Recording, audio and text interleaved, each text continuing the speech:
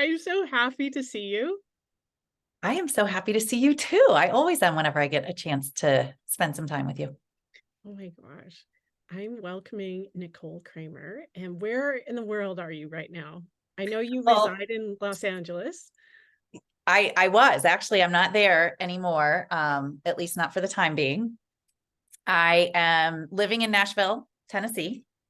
Oh, you're kidding. Yeah, and I'm in an Airbnb, so I can still get away fast if I need to. And when I decided to start this business, one of the goals was location independence. And And there you have it. once I had it, I was like, well, let me use it, let me get out in the world and see what else is out there. So I've been having some fun. You and your dog. Me and my dog. Yep, partner in crime.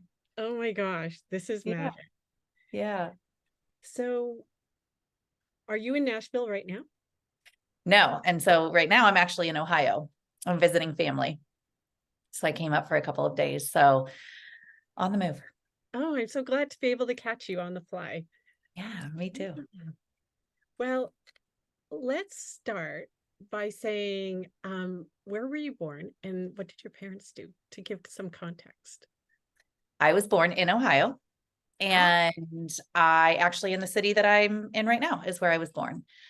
And my parents were 19 when they got married. They met in sixth grade. They met at like 12 years old. So they're those middle school sweethearts that made it last, and got married at 19, then had me at 24. And that was the beginning of me. and if I recall correctly, since the podcast is called Celebrating Delicious Movement, your Mhm. dad, I'm not sure about your mom, but I know your dad had some impact Yeah, on your physicality. big time. Can you Big tell? time.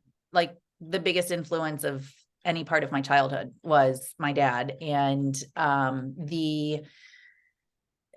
don't even want to say nudge, but the direction, the interest in playing sports came from him. And he's a lifelong athlete. It runs in the family. My grandpa was a coach. My grandpa was an athlete. And it's about more than just, hey, go be good at basketball. There's so much more when you are a part of something like that you benefit from, even in your own self growth, what you learn about yourself. So my dad was a huge influence. He was a basketball player, basketball coach, and he was my private basketball coach, which I Ah, didn't know at the time how lucky I was, Linda, to have that. And looking back, it's like I had something that was really incredible to help me in my journey that, not a lot of people don't have that advantage.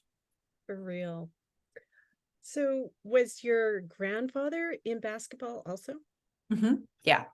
He was basketball and baseball. Baseball was like his really awesome Oh, sport that he interesting. was excelled at. Yeah, but he played both. And same with my dad, played baseball as well and basketball, but basketball was his main. And I also played softball and basketball. And then I gave up softball when I was a freshman in high school so that I could focus on basketball. It was really one of those things where there was some clear talent there, some ability that I really wanted to put all my focus in that area because my goal was to get to college and get a scholarship to play basketball in college. Um, so I cut out everything else and just focused on basketball. Oh, fascinating. Yeah. This is really interesting because that's a running, jumping sport and a rotational sport. Yeah. So Yeah. you're having lots of skills, like you have lots of foundation. Yes. So interesting. Yes. Makes And you the think. foundation is where your success comes from. I mean, the reason, it's like anything, the structures and systems is what is so important in your business, and the foundational ability of your body and those skills that you're learning are really what make you successful at the game. This is so interesting because when I was hiring for a team, I found that the best hires in hindsight were people who had been in team sport Mm-hmm. because they could trust the others to do what they were supposed to do and they stayed in their own lane. They worked in their like zone of genius.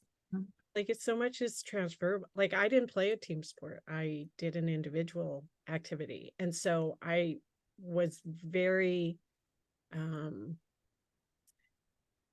observant. Like the Mm-hmm. contrast was really, really interesting for me. Mhm. how people function in It's, you're spot on. I mean, it's the experience of being a part of something bigger than just you Mm, is an incredible experience and comes with so many lessons and so many growth opportunities, because to your point, you know, you learn how to play to your role. You learn how to do your job and trust the other people to do theirs.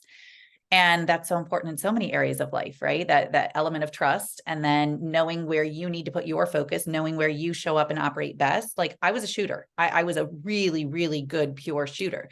So I needed to shoot the ball. I was the best shooter on our team. And, you know, there were times where maybe I was having a bad day and nothing was going through the bucket and it was challenging, and I'd get down on myself, and it was like, I'd stop shooting. oh, Right. Well, that's my job. That's my role. yeah. I am a shooter.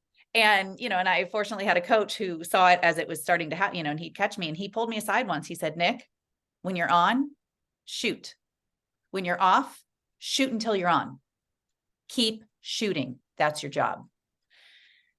And I can't tell you, Linda, how many times I've taken that piece of advice and applied it in other areas of my life off Everything. the basketball court. When you're on, shoot. When you're off, shoot until you're on. Keep shooting. So knowing your role, knowing that that's, you know, where you belong is a really important lesson that you learn on a team, and then trusting others to do their role. This is beautiful because I can see how some of the athletes that we are in contact with now, it's really a journey of self-leadership and then leadership of others, whether it's in the sport, in business, in personal life, in family relationships. It's fascinating, and I think that sometimes they don't realize it until many years later. Like, I've had one coach say, yeah, when they're around 35, they kind of come back and they go, oh my gosh, thank you so much. I Finally learned, clicked. yeah, how it connected the dots. Yeah. Wow. Well, So and you're right, because leadership is about leading yourself. It's, you can't lead others in any other way. And I still learn that all the time. You know, you speak of team. A couple of years ago, as I was hiring a team and bringing people on, one of the things that I realized as the leader of my company is I wanted to be a better leader for these people, that we were all working together, and I saw opportunities for us. And I actually signed up to work with a coach that helped me with my leadership skills. And it became very apparent very quickly that the way you lead others is by leading yourself. this is really interesting because in fitness, I have people say, oh, my neighbor or my best friend or my spouse, I want them to, bottom line is be more active or join me in this sport, or um get in, be more consistent, things like this. And they're like, oh, I don't know what to do, and I always say, you do it yourself, and you be your best version of yourself, and then that inspires others. That's the only way that it really works, because Yeah. nobody likes to be told what to do. Nobody does Ever. ever, although they secretly do want to be told what to do, but it needs to be their idea. And when we are an example of something that they see, that they aspire to be, that is our way of telling them what to do and inspiring them. And I know you've probably heard me say this before, but I like to say we are all walking permission slips. Yes. And for anybody else. And what we do isn't necessarily right for everybody in the world, but there are people who will see things in us as we're doing them, and it will inspire them. It will wake something up in them. And that's really we lead by example. Yeah, I think that when we not I want to say celebrate our wins, but what I mean is when we are being our best version of ourselves, we are evidence that it's possible. Mm-hmm. Yeah. Because people think, oh, well, I know her, I know the rest of her life, and it's kind of regular, like it's kind of like mine. And so if she can do it, I can do it. Or right. Maybe she knows a way how, or That's it. yeah. That's it. When they see something in us, this is the law of attraction. It's because it exists in them, or else they wouldn't be able to see it in us. And so they're drawn to it for that reason. And that's why I like to say we are walking permission slips, because what you're doing is showing somebody else possibility. That's You're showing them where maybe there was something that they hadn't even considered or realized, and they see it in you. So what did you do after you finished with basketball? Or do you still play basketball? I don't even know. Maybe you're part of a rec league. It's so funny that you're asking. I just shot around 2 nights ago.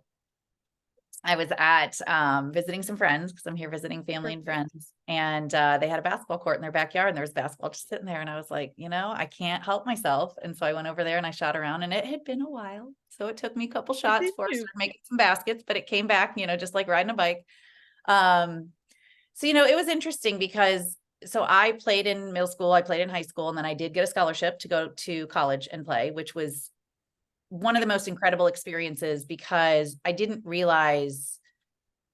didn't realize who I would become when I was playing basketball with a team that was away from my family for the first time, right? I'm living on my own, I'm being independent. So you rely on your team more than I even did in high school. My team in high school, they were my friends, they were my basketball teammates, but in college, they were my family too. You're off on your own for the first time. And so there was a different bond with that group. So ultimately what I did after I finished college is I've stayed in touch with all of those girls that I played basketball with, stronger than any other relationship that I've ever had in my life. Like we really bonded together. So when I first finished college and stopped, I wasn't on a team anymore. It's like, oh my gosh, I've played this my whole life. What am I going to do now? What do I do in the winter time? What do I do when I would normally be playing basketball? So I coached the first 4 years that I got out of college. I was a basketball coach for a 7th grade team. We were amazing. I think our record was like 80-2 over 4 years. So the 4 years that I coached, we had an amazing winning record.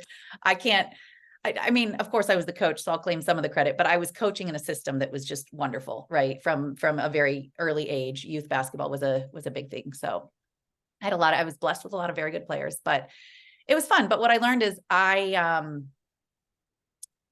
liked being the player more than I liked being the coach. So although I loved coaching and I loved what we did together and what we created, it wasn't the thing that I wanted to stick with. At least at that time, it wasn't where I wanted to put my focus.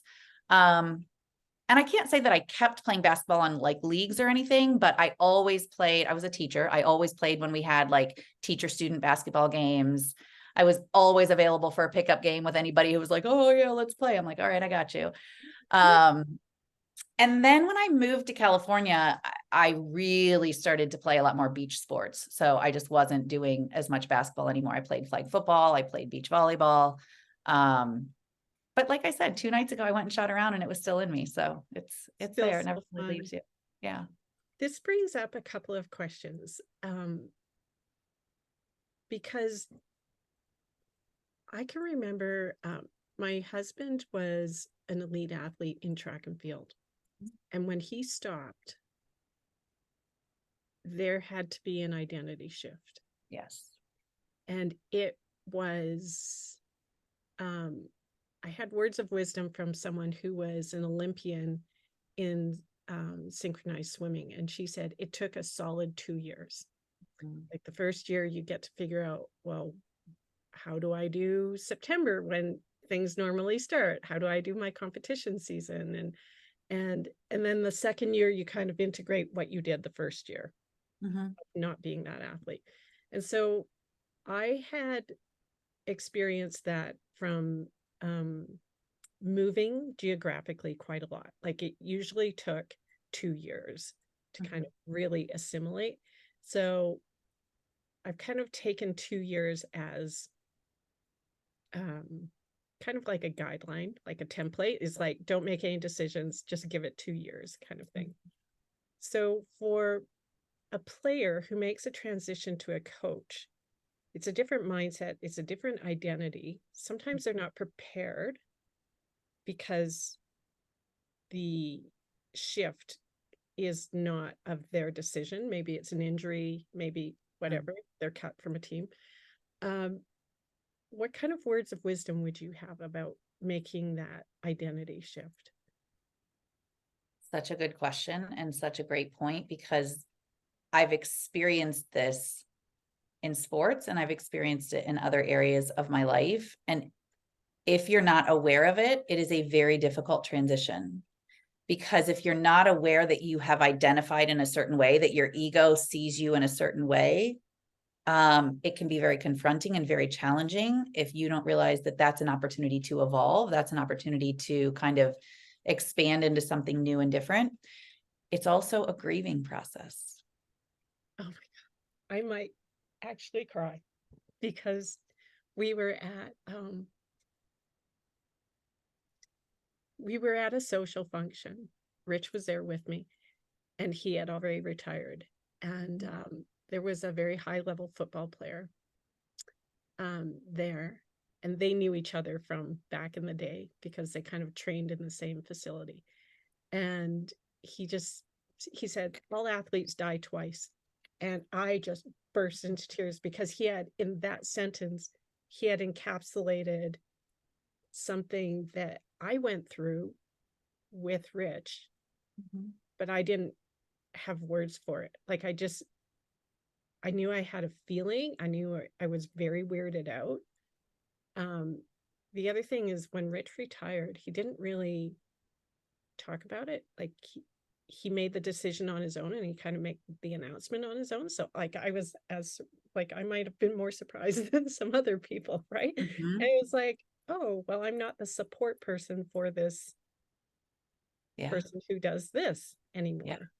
Yeah. And that is real. That is a real grieving process.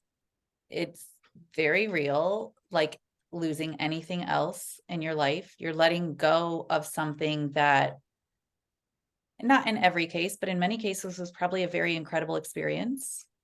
Oh, Was for sure. probably very rewarding in many ways.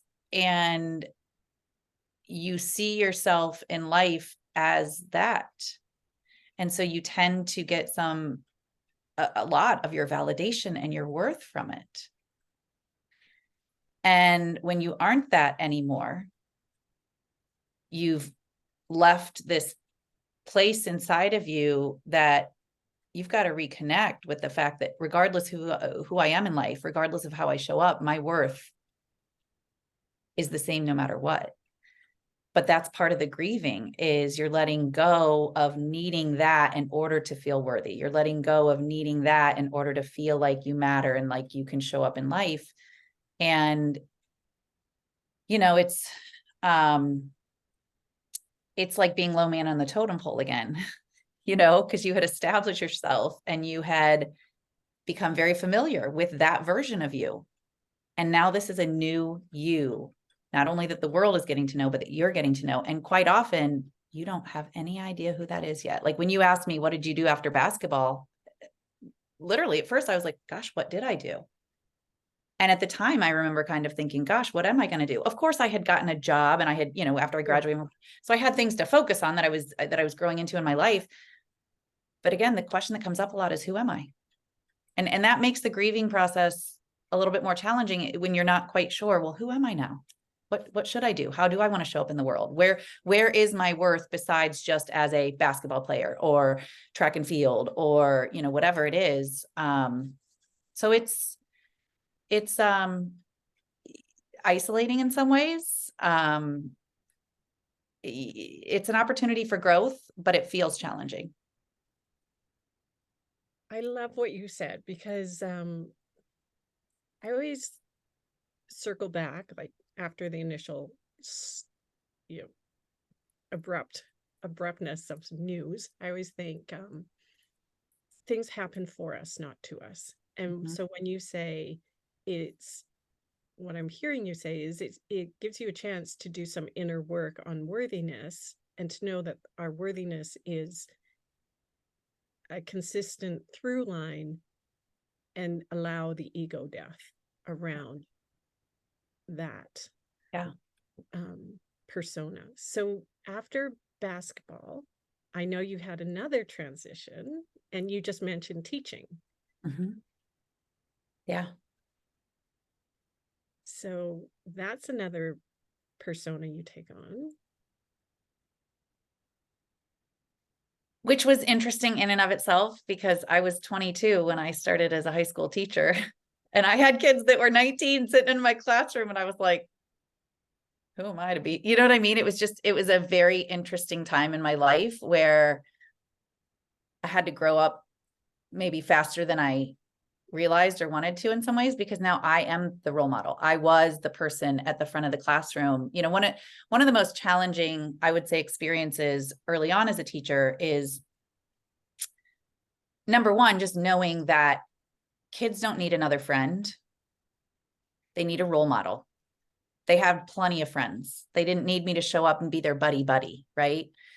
Of course, I want to develop a relationship with them and have rapport with them, but I was a different person in their life than just another friend. And at 22 years old, you know, I've got friends. I mean, I was in college with people who were 19 and 20 years old that were still my friends, that we were like hanging out together. And here I am, I've got kids in class that are 17, 18, and 19 years old, you know? So it was like, oh, okay, I have a new role that I'm stepping into, and I'm a role model. They already have enough friends. And for me, one of my toughest experiences was, so on the day of 9/11, I was teacher in the classroom. And I didn't mention this yet, but I'll tell you now, my dad was my principal where I taught. Oh my gosh. Yeah. Not only did he influence me in basketball, but even when I went in to be a teacher, he was the principal of the school where I was working. And the morning of 9/11, I had a planning period. So I had a free period that I didn't have any kids. And I went to the copy room and I'm making copies. And this one guy that I see, he goes, did you see that there's some planes that hit the Twin Towers in New York City? And I was like, no. And I was busy. I had things going on. So I just dismissed it. I was like, no, I didn't see that. That's awful, you know, whatever. And I kept going. And then I was walking down the hallway and every classroom had TVs on and they were all watching. And I stopped in a couple of classrooms and I'm like, what's going on? And, you know, and then I go back to my classroom and the kids come to, the bell rings, kids come to class and they're like, Miss CRAMER, did you hear what's going on? And I'm like, yeah, I don't even know what's happening. And they were like, they think it might be terrorists, you know? And then we found out there was a plane that was flying somewhere over Ohio that they couldn't find. And in that moment, I just remember thinking like, I want my dad. Like, I want to be comforted. I want to know that this is okay. But here I am standing in front of 30 kids and I'm now the one who's looking at them saying what? I don't know, you know? And I like ran into my dad's office in between periods. I was like, what do we do? What do we do? He's like, Nick, you're their teacher. You're there, you know, you don't know what's going on any different than they do, but be there for them and help them. And I just remember thinking in that moment, like, wow, I'm now that person that others are looking to for direction, for comfort, for guidance. So yeah, that was an identity shift for sure. You go from being the student to the teacher, and it was fun in many ways because it's like, ooh, I'm in charge. So that feeling was cool, you know. As much as 9/11's etched in all of our memories and what we were doing at the time, you will be etched in their memories as part of the tapestry of that day. Well, you know, I have to share this. What was really interesting is, because you're right. And that whole, they're etched in my mind, because I remember it was like, we were going through this together. Like, what is this? You know, like anybody on that morning that was realizing things, who they were with, they probably have that in many ways etched in their mind. Well, I was a geometry teacher. Okay. So math was my thing. I have no idea still to this day why this happened the way that it did, but the answers to our homework assignments, I would always put up on the overhead. That's how long ago I was a teacher. We still had overhead projectors.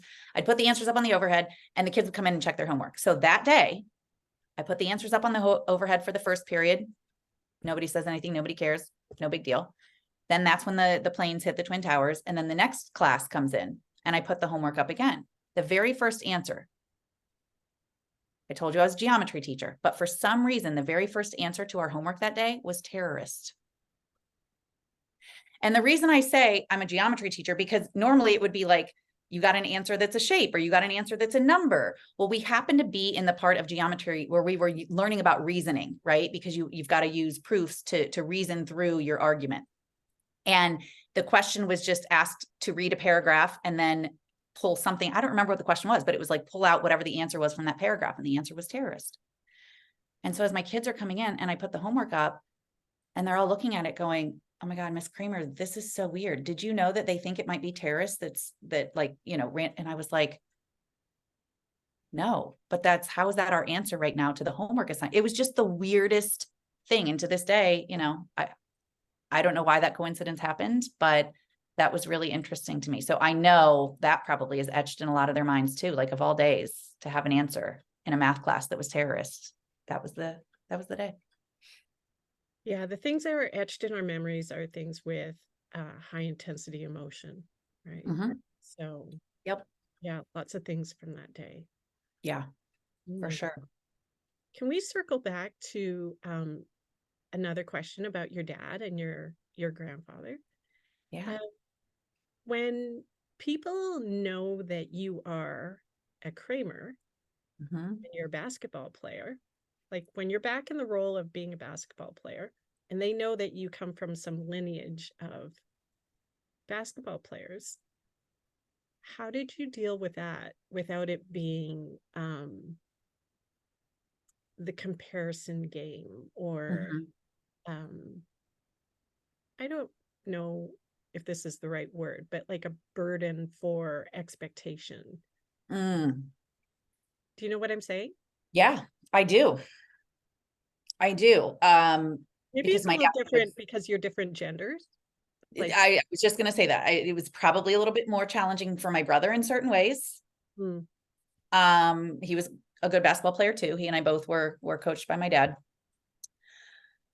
Um, my dad was very successful and very well known in Ohio as a basketball coach. So just that in and of itself, like you said, the name, oh, you're a Kramer. Oh, you're Roger's daughter. that's what I mean. That's who I was, which honestly, Linda, I loved it because it gave me I saw it as an immediate advantage. I saw it as the differentiating factor. So I go to a camp in 5th grade with a bunch of other kids and somebody's like, oh, she's Roger Kramer's daughter. So I didn't actually take it as pressure to perform. I saw it as an advantage. And I thought, they know my dad. That's cool. They know I'm good at basketball. That's cool. They know I'm dedicated. That's cool. There was like an automatic, expedited connection, I guess, to me being a player. That's interesting because I think sometimes it can be the flip side and it's kind of like, oh, you don't even see me as my own person. You see me as Roger Kramer's daughter. It's like, hey, I'm here. I'm a person. Well, you know what? And I think you'll really appreciate what I'm about to say. I don't think I ever left that identity until I left and moved to California. It almost wasn't even possible for me to not be that here where I grew up, where everybody knew him. Even when I was a teacher, I mean, I told you he was the principal at the school and he was a very well-loved principal. So again, I was Mr. Kramer's daughter, like, so it was always a thing. And it never was a burden for me, but I didn't realize how much of my identity it was until you move 3,000 miles across the country where nobody knows that person. It means nothing. It means nothing. Yeah. So that was probably even more challenging for me because then it was like, well, who am I without that? There you go. There's another Mm-hmm. shift or Yep. 2-year window opportunity. Yep. How did you make a decision to go from being a teacher, Mm-hmm. your next iteration? Because that's around the time I met you. Mm-hmm. Yeah, Yeah. our paths crossed kind of in that version. Yeah. Yeah. Well, actually, there was a step in between because I went from teaching to my corporate job, which is just a couple years before I met you.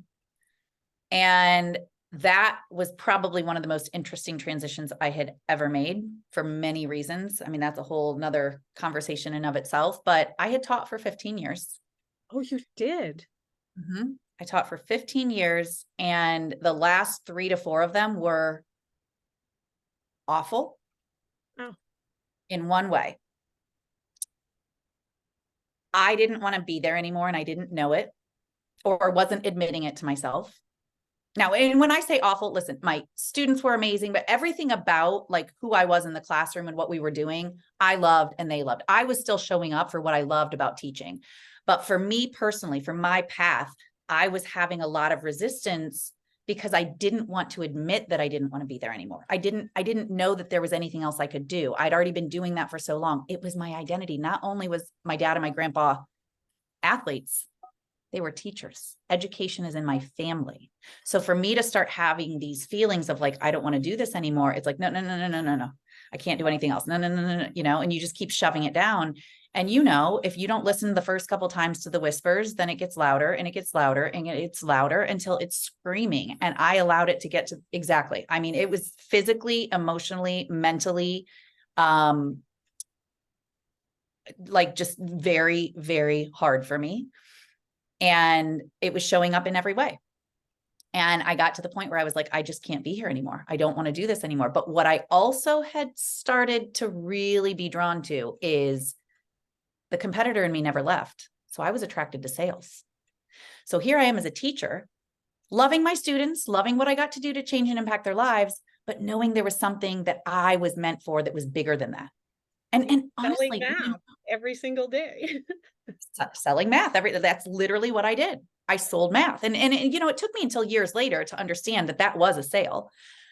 But you know, my students, even in the classroom, they were like, Miss Kramer, you should be a life coach. Miss Kramer, you should be a speaker. Miss Kramer, they were seeing things in me that I was afraid to see in myself, that I was afraid to admit, because that meant I'd have to be bigger than who I was. And I could play small, even though I wasn't happy there. But I had a lot of friends in sales and it sounded so cool. And then we'd go to happy hours and they'd be like, I'm #1 this quarter, or I just signed the biggest contract I've ever had in my career. And I was like, I gave a math quiz. Woo. Like, I just wasn't feeling the excitement around it anymore, but I was hearing them compete. I was hearing them play games. That's what it sounded like to me. And I was like, I want to do that. But I had this limiting belief that, well, I've been a teacher for 15 years. I can't take the pay cut. I don't have the skills. What if I don't know how to sell? What if it doesn't work out? I had every reason why. And I stuck to those reasons until one day I played volleyball, beach volleyball, with one of my friends. I'd known him for a long time. We'd never played a sport together. We watched sports together, but we never played one together. We won. We step off that court, off the beach. And he goes, what just happened? I said, what? He goes, what did I just witness in that game? I said, what just happened and who are you? Where's my friend Nick? I have seen this version of you. So this is why I think it's intensely funny. And I just looked at him. I said, well, I like to win. He goes, like to win? I don't even know what that was. That was like, you were like a bat out of hell. And I laughed, you know, and I said, well, you know, again, I'm competitive. I like to win. He goes, have you ever thought about sales? I looked at him. I'd never had that conversation with anybody. I said, yeah, I've always wanted to do it, but I'm a teacher. He goes, so? I said, well, I don't have any experience. And if you want to get a sales job, you got to have experience. He goes, would you go on an interview with my boss if I got you one? I said, yeah. You would do that? He goes, I would love to do that. That's what I feel. Yes. He said, after watching what I just saw, you are made for that. I was like, really? You think I could do this? So he gets me an interview with his boss. Well, mind you, I've got nothing but 15 years of teaching experience. So I've got a resume that I'm walking in with that just says teacher, teacher, teacher, right? But I get myself ready for the interview. I get my hair done. I go get a suit and I walk in. And I think this guy, the guy that interviewed me, his name's Ruben. I think he was just doing a favor for my friend. I think my friend was like, hey, I think this girl would be great. She doesn't have experience, but will you interview her? And I think the guy was like, yeah, just whatever. So I go through the whole interview and we get to the end and he goes, you know, I'm pleasantly surprised. You knocked this out of the park. And I was like,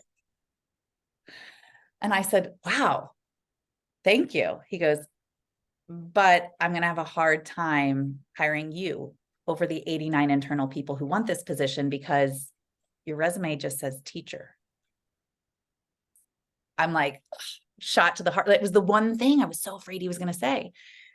And I said, well, I sold high school math to teenagers for 15 years, and that wasn't an easy sell. And that came through me, Linda. That was not, I did not have that plan. I could not have prepared for that. It literally was in that moment, God speaking through me. And when I said it, I was like, oh, and he goes, oh, wow. That's good. That's good. I said, well, yeah, nobody wanted to buy math. Those 30 kids every hour on the hour that were coming to my class, they didn't want to be there. They didn't want to do that. And I had to find a way to get them to do it. He goes, that's good. He goes, will you go on a ride along with one of my guys? I said, yeah. He goes, can you write a 30, 60, 90-day business plan? And I was like, absolutely. So I talked myself back in that one sentence with that one thing. So of course I walk out and I call my friend. I'm like, hey, I moved on to the next round. He's like, oh my God, of course you did. That's amazing. And I said, yeah, what's a 30, 60, 90-day business plan? Don't worry, I'll help you write it. But that was the first time. And now, like I said, years later, I can't believe how impactful that statement was. And I said it in the moment to him to get me to move on to the next thing. But now it's like, it taught me more than anything because sales is relational. And so everything that I teach now, I really fully embody and understand. It's never transactional. There was no transaction in that classroom. Yes. Yes. It was all about the relationship. And that's what selling is. So that was an interesting experience to say something that advanced me in, the interview process, but really left a big impact on me. And what industry was that in? That was in the finance industry. And I didn't get that job. So what happened is, long story short, another friend of mine, so that guy, his name was Rob, the guy who wanted me to work for that company. And my friend Jared, who I had grown up with, I'd known my whole life. He was like a brother to me. He had always said, you should be in sales. You should be in sales. And he was a sales manager. And I was like, I have my summers off and I live at the beach. I'm good. I'll just stay as a teacher. Right. But he always said it. He's like, Nick, you'd be great at this. I've known you your whole life. You'd be great at this. Well, Rob, Jared, and I all knew each other.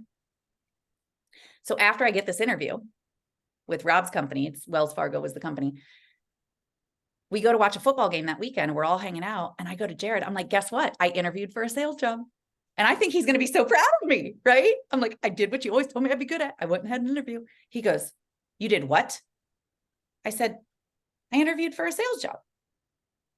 I thought you told me I'd always be good at it. He goes, I don't want you to have a sales job. I want you to work for me. I want you to be in sales for me. And I looked at him and I was like, oh, and then Rob walks over. He's like, yeah, did she tell you? I got her an interview with my boss and da-da-da-da. And Jared's like, yeah, do you guys have a car package?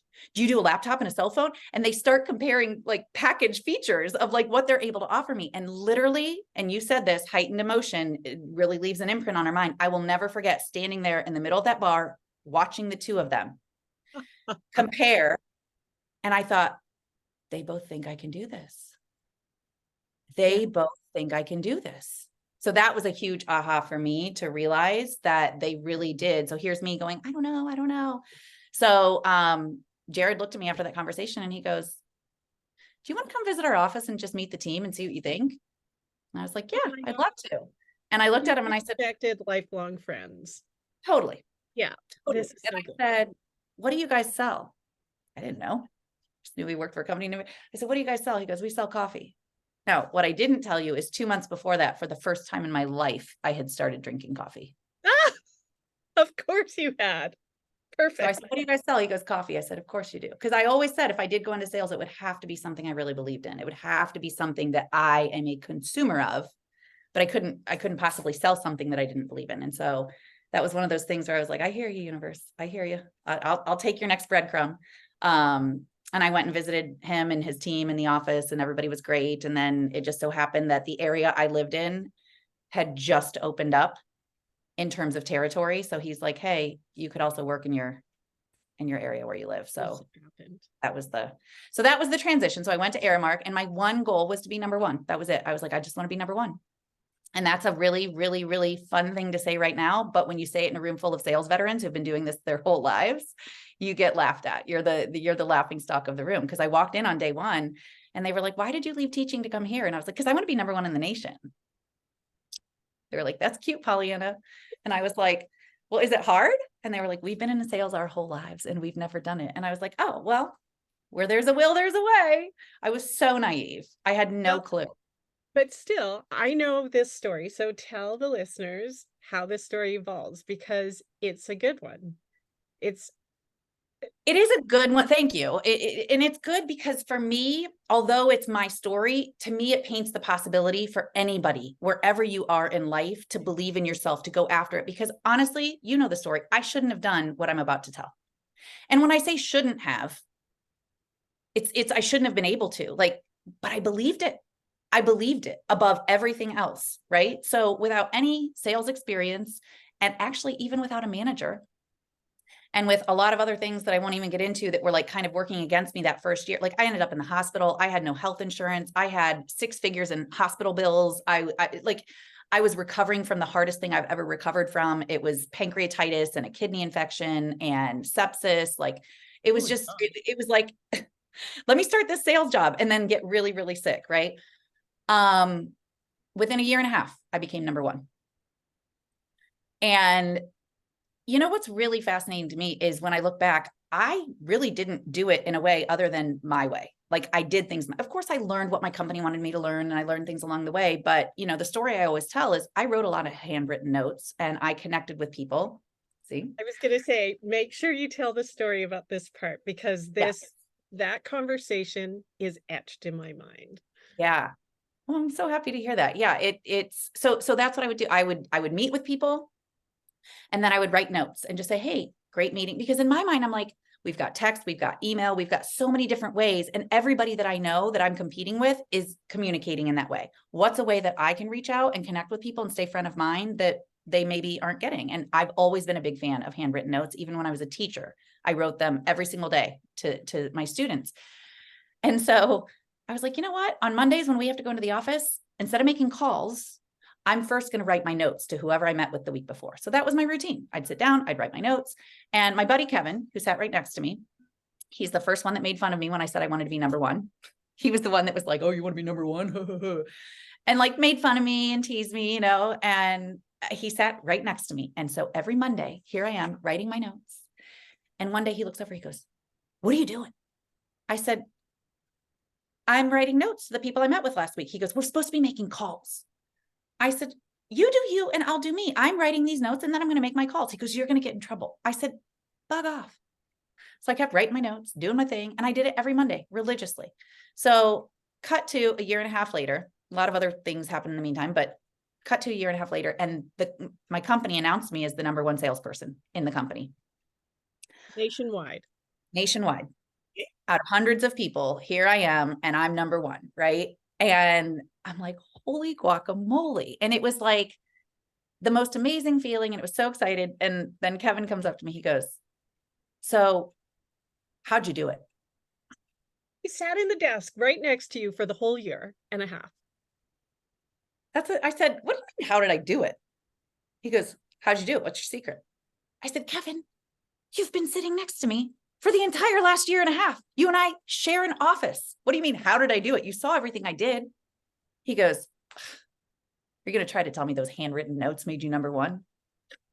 I said, are you going to try to tell me they didn't? And he just shook his head and walked away and got all grumbly. But my answer is, yeah, they did. Yeah, they did. And you know as well as I do, Linda, like if somebody went out right now and just started writing handwritten notes, like that alone isn't going to make you number 1. But like essentially, is that the thing? Yeah. So this It's the intention. Sorry. No, it is. Sorry. I just said it's the intention, right? And everything that goes with that. That's what I was going to say. This is a beautiful story. I hope you tell it often because it encapsulates so much around energy as everything. It's not just doing the notes and checking it off the list as in, oh shit, I have to write notes. It's Monday, you know, like it's not the doing, it's the being. And your energy of being, oh, I'm so grateful that we met last week. Like, I'm really grateful for the connection. Yeah. And I think this is one of the things that sets you apart in your work now. And I shouldn't jump ahead, but as a sales coach, because you really bring home the idea that it's about the relationship, and the relationship is the feeling. It's not, what did we do? What did we say? What was the transaction? Did I show them a sample? Did I leave them with a website or a link? It's like, no, Nick is memorable. I want to have another interaction with her. I'm looking forward to my next connection time with her. I know that it'll be fun. I know, all the things. And so that whole cascade of people know you, they like you, they trust you, they want to do business with you. You compress all of those things. Mhm. And that was the energy in the note. Yeah. I love how you just expressed that. That's exactly what it was. Because when I was writing them, I was feeling that. I was thinking that. There was so much energetically in terms of intentionality that went into that, right? And you said it earlier, a heightened emotional experience definitely impresses upon people. And so that is a way to help people experience a feeling associated with me. Yes. And here's the other thing, and this is so important in sales. Like at the end of the day, what I realized is they were going to buy that thing from somebody. Why shouldn't it be me? So true. Yeah. Why shouldn't it be me? I'm not selling a TV to a blind man. I'm not selling ice to I'm not selling them something that they don't need. I'm actually one of the people that has something to offer that they need. And they're going to buy it from somebody because they need it. I'm the best person that they could buy it from because nobody cares as much as me. Nobody wants to help them as much as I do. Nobody is going to hold their hand the way that so I saw that as like, I wouldn't want them to buy from anybody but me because I know I'll take the best care of them. Well, that's interesting to hear your side of it, because on the consumer side, when I make a buying decision, I'm thinking, this is the buying experience that I would like. Mm-hmm. Because this buying experience influences how I interact with this thing. Yes. So when I'm going to give you an example. I have some furniture upstairs. There's one piece that I purchased when I couldn't afford it. So it was kind of in the energy of, I'm going to kind of stretch myself. I'm going to go on a payment plan. And so it's kind of like, don't spill anything on this. Like I don't feel like I really enjoyed it to its fullest. And then there's another piece of furniture that was kind of impulsive. I knew I wanted a piece like that. And then I had like a good, better, best kind of option.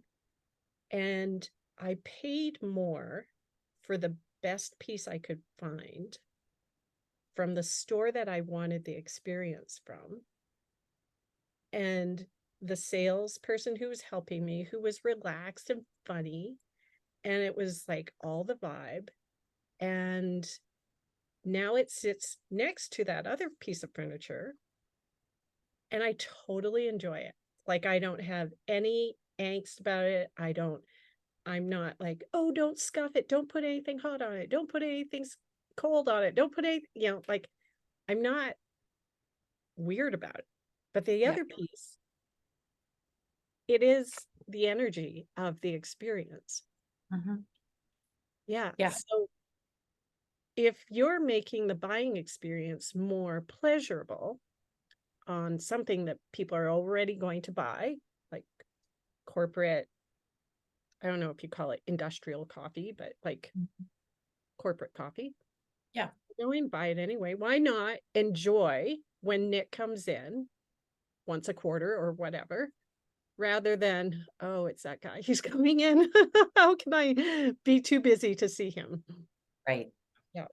And that's a great point. That's always who I wanted to be to people. I wanted it to not be a nuisance that I was stopping by, which I mean, listen, at the end of the day, there were times that I still was, right? Like not everybody's right for us to do business with, but like for the most part, it's like, how can I, you know, of the impression of increase, right? Have you heard of that? Like the Yeah. impression of increase is like, how can I leave somebody with more in every interaction? How can I essentially deliver some level of value, even if sometimes it's just a smile or a wave or a how are you or a checking in and being present with somebody, right? Like, how can I practice the impression of increase in every interaction that I have in my life? And, you know, and it started when I was a teacher, because I would say to my students, I'm like, hey, you got to be here and I got to be here, right? You want a diploma, I want a paycheck, we're all here. And secretly, we're not all like, we're choosing to be here, even though we may not love the material. So let's find a way to make it fun. If we have to be here, let's have fun while we're doing it. And I kind of feel that same way in everything that I do in life. Like, how can I make this more fun? Or how can I help this person in some way by increasing their experience in the world because of an interaction with me? That's a beautiful thing. And I'm sure there are people who are going to listen to this and that's going to stay with them, because hope this so. is a beautiful way of putting it. Yeah. So we haven't hit another iteration in your life. So you went from coffee being number one sales in like national Mhm. in that company. And then I started helping other people because they were like, how'd you do it? Can you help me? Right. Or my manager would bring on a new person to our team and say, hey, can you train them? And so there was equal parts curiosity and interest in getting support from me because I had done something that, you know, a veteran person wanted to do. And there were people who were like, hey, I'm brand new. Who better to train with than the number one person in the nation? And what I started to learn is, first of all, it was like the teacher in me reappeared. I really realized how much I loved teaching and sharing. Mm-hmm. And secondly, they were all going on to be really successful, like number 6 in the nation, number 3 in the nation. I coached somebody who went on to be number 1 in the nation. And which that one was really cool because they offered me a promotion when I was number 1 and I didn't want it. I didn't want the different title. I didn't want the difference. I was happy where I was. And they hired, you know, since I turned it down, they hired somebody that took over the position, and she'd never worked at our company before. So she came to me and she was like, will you help me? So I trained the person that took the position that I turned down, and she went on to be number 1. So there were things that I started to notice that I loved and enjoyed about it, and that people were getting great results because of what I was helping them with. yeah. And at that time, I also, you know, I had another interest in my life around health and wellness. And so I wanted to become a health coach. And so that's what I said that my first bonus check was going to do for me, is it would buy me my health and wellness certification program. And when I became certified, what I learned is most health and wellness coaches didn't go into it to sell. They went into it because they like to help people get healthier with their hormones. They like people to help people learn workouts that they want, you know, they were doing things that they were passionate about, but sales was the piece that had to be intact for them to do more of that. And they didn't want to do it and they felt uncomfortable with it. So because it's so important to me, and I knew so many health coaches because I'd gone to school with them, I was like, well, just do this, or just do this, or just do this. And I'd start giving them recommendations and advice. And finally, one of them looked at me and she was like, you need to do this. And I was like, do what? And I was still in my corporate job. I was still, you know, just doing some health coaching on the side. I didn't see at all what she was seeing. She goes, you need to help people learn how to sell. Health and wealth, we don't know how to sell. And you're so passionate about it. I said, no, I don't want to be in sales anymore. I want to get out of corporate. I want to be a health coach. She said, Nick, if you help health coaches learn how to sell, you are a health coach. You are still making the world a healthier place because you're empowering people that otherwise are not doing anything. They have a gift. They have something that they can share to help others get healthier, and they're not doing it because they don't know how to sell. If you make that connection for them, if you bridge that gap, you are making the world a healthier place. And I was like, done. I can get behind that. And so that's when I really fully embraced, I'm a sales coach. And I wouldn't have seen it the same way had it not been pointed out to me. But that's really what I see, is I bridge the gap for people to do the thing that they really, really care about and give them the ability to go help more people.